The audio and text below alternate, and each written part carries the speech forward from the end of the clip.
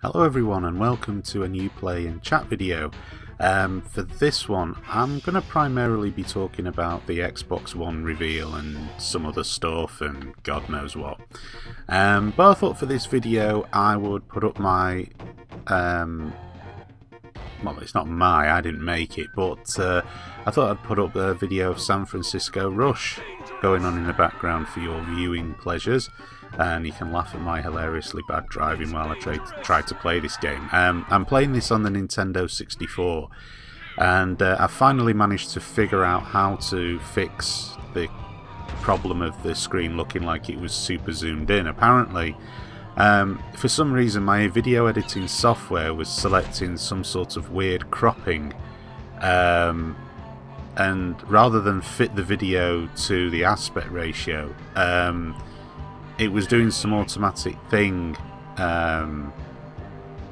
which was magnifying the video and making it not fit. Now the reason why, I always select my videos to be in widescreen because I just think it looks better on YouTube, and a lot of my videos of more modern games will actually show up in widescreen. I guess the reason why sort of the Dreamcast and these N64 videos don't, I guess it's something to do with the way I'm capturing them on my HD PVR. But I mean they aren't widescreen games. I guess they were made at a time when the aspect ratio of a television, particularly with the N64, I would think would have been more 4:3 rather than 16:9, is it, or something? I don't know, I'm blabbering on, this is not what I want to talk about, but yeah, anyway.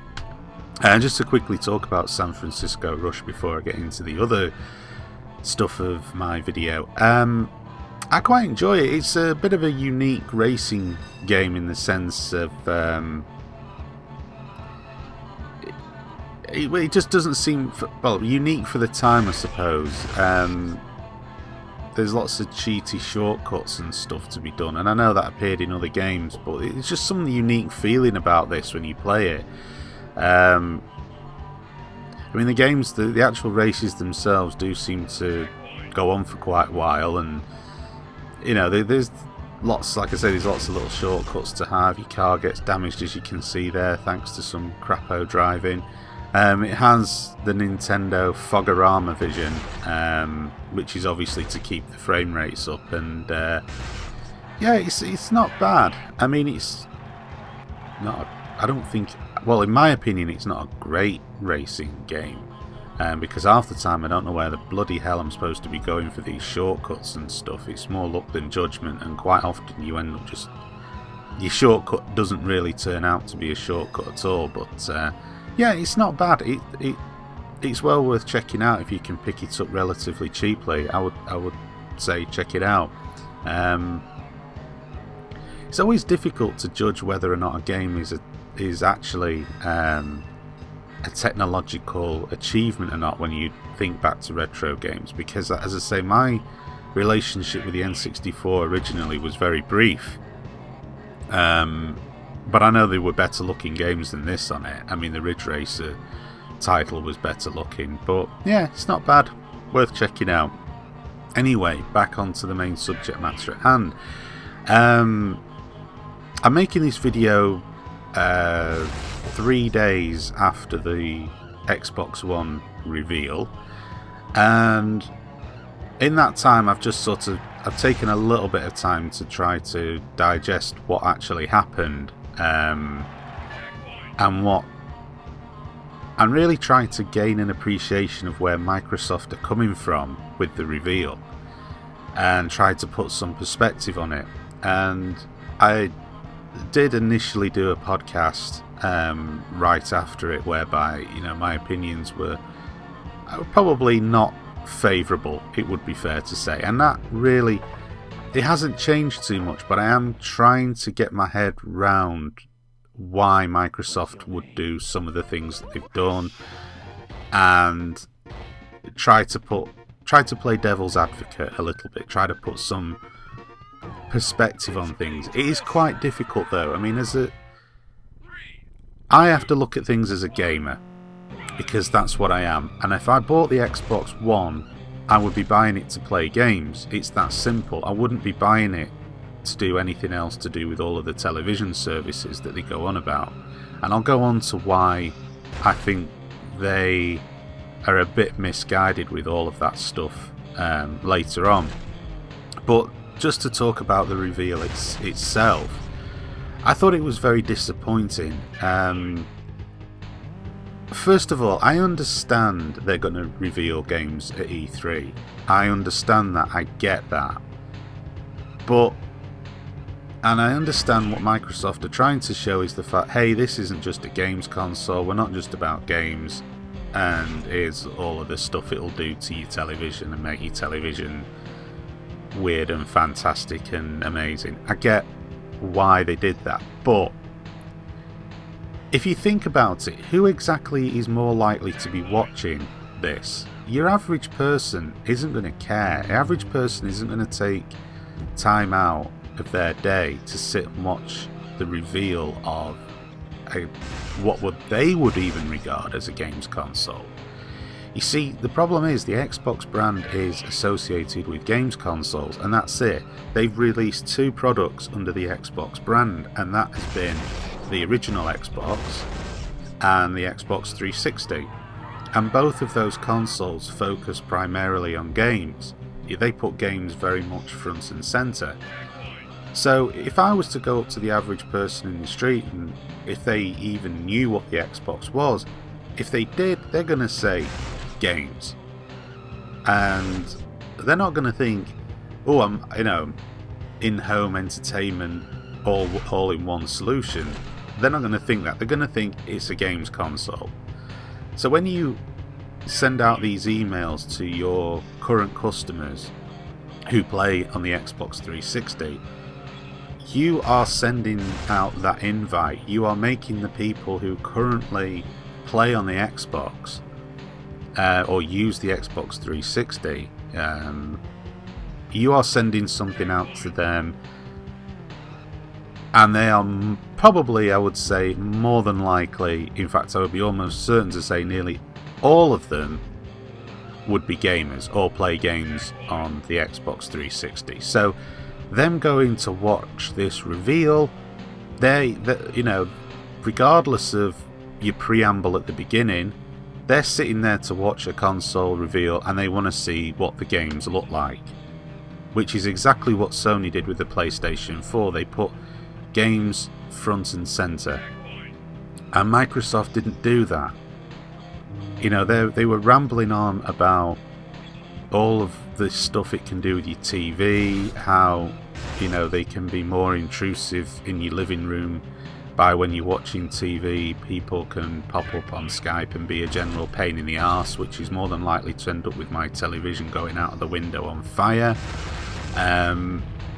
Just in general, stuff that the audience that they drew there, which is going to be primarily gamers, wouldn't be interested in. Purely in my opinion, from a marketing point of view, that is a disaster, because you're not speaking to the people that are watching.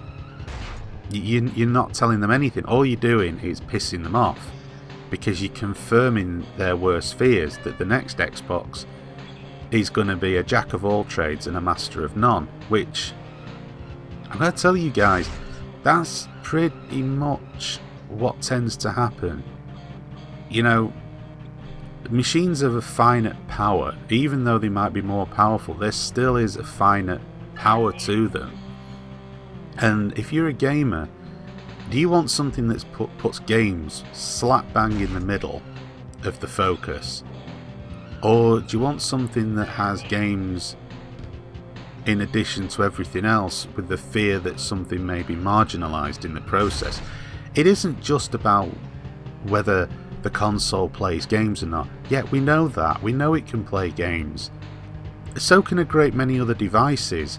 My iPad can play games, but games if you try and play a decent game on an iPad using the touchscreen and it's shit, you know, it doesn't, because something doesn't make games, sorry, because something does play games doesn't mean it's going to be a gamer's machine of choice. And as a gamer, that is exactly what is going to be important for me if I decide that I am going to buy something in the next gen. It kind of maybe makes sense on one level but not on another, but I want something that puts games in the centre and focuses the majority of its resources on that, not just as a machine but also as a service provided by a company. That's what I want the focus on. I'm not interested in television, especially television that is going to become web-based. Because that means that it's going to put a greater burden on internet connections, which are not brilliant enough as it is. So I don't particularly want my television going to the internet, because if my internet blows up or goes down or is acting like a knob, I can still watch TV via, because I've got Sky, via my satellite dish, and okay, yeah, if the weather's really bad, but there are always other alternatives. I've not got everything running through a box that is dependent on a consistent, reliable and fast. That's the important part as well, otherwise you're going to start seeing your buffering shit going on, which is going to be quite annoying, or stuttering or interruptions of service. I don't want to be dependent on something which is notoriously unreliable, such as the internet. Sorry, it's a non-starter for me. And that's just the way it is. It doesn't matter where you live in the world, internet connection at this moment in time just isn't good enough. You know, it's not good enough in America. It's not good enough here. So you're putting burden onto a service which isn't brilliant to start with, and not to mention the fact that Xbox Live has its problems as well. So unless they pull it out their arse with Xbox Live and make that service far better, far more reliable than it currently is, which I doubt. I mean, I struggle daily to access my emails on Outlook.com, which is, you know, they've managed to make their emails system worse by going from Hotmail to Outlook.com. It doesn't really hold a lot of faith for me, given Microsoft's current track record, that they're going to get that right.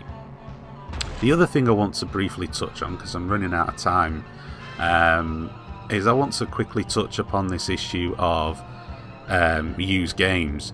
And what I will say is, for people that think that they're basing their decision to go with the PlayStation 4 purely on this whole used game argument, need to understand that Sony haven't actually come out with a definitive statement with regards as to what their policy is either. For the record, I don't agree with Microsoft's policy. I think it's going to harm the games industry if they're going to make people pay to play games second hand. If it means that I can't pass a disc to a friend and they have to now pay a fee to play that game, that's going to be a problem for me. And it virtually means that I'm not going to go down the path of buying any games console that does that. And if that means that the next gen is dead to me, so be it. I mean, I really don't care enough about the next gen for me to suffer. There's probably thousands of games I've not played in this current generation, and I've played a lot. But if you're going to have this kind of restrictive DRM, if this had existed this generation, I simply wouldn't have played about 60, maybe even 70% of the games that I've played, and that's not an exaggeration. I simply couldn't have afforded to do it without being able to trade in or sell on my games second hand in order to fund new purchases. I would not have been able to play as many games, and I'm sure I'm not alone in that. So to me, bad idea, but you know, relying on companies to come out with good ideas in this day and age in particular tends to be asking too much. I can see why they're doing it, and I can see the pressure being put on them by publishers who believe that, you know, they're entitled to constant revenue from their products because they view it as a license rather than a product that they give to you. I understand why they would do something like this, but they need to understand that it should, I mean, really, they should leave it up to the publisher. Leave it up to the publisher whether they want to implement that or not, like they do now with the multiplayer. Not all games publishers put multiplayer codes in the box. Leave it up to the publisher. Let them decide, and then the publishers themselves will live or die by it, and not Microsoft. Surely that would make far more sense. Anyway, I'm running out of time now, so that's it for this play and chat. Thank you for watching, and stay tuned to my channel for more videos to come.